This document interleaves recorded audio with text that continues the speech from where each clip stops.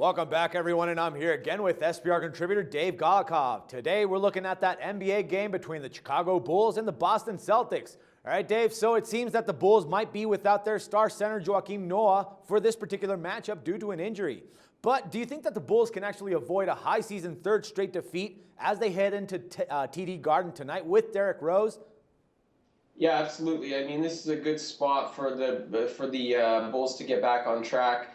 You know, yes, Joakim Noah is out, but listen, this is a guy who hasn't played sort of up to his potential or expectations this season.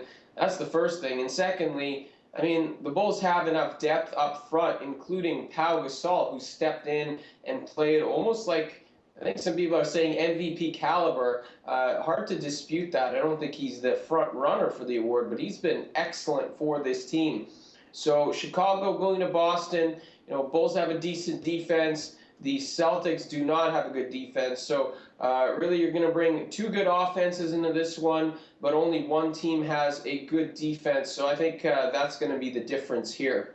All right, well, you did mention that defense thing, but we know how the Celtics have been struggling as of late as they've gone 3-7 in their last 10 games. But you did point out that they have that quality offense. Again, their problem is on the defensive side of the ball. So what do you think that they have to do to stand a chance against Derrick Rose and the Bulls in this case, man? Well, definitely make this more of a shootout, but I think the morale of the two teams is really important to point out. You know, the Celtics, yes, their offense is good, but a lot of moving parts on this team are already waving the white flag, telling the team that they're breaking things down. Pretty much any veteran with a contract that can be moved will be moved.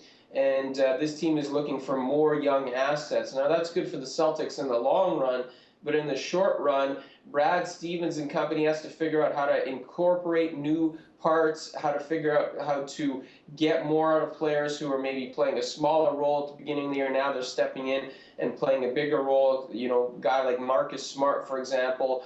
You know, they had Rondo before. Now he's got to be the guy that runs the show. So a lot of situations like that on the roster, a lot of moving parts, and now comes to town a veteran team, you know, with the Bulls team that plays pretty well on the road. And, you know, I think this is going to be trouble for the Celtics.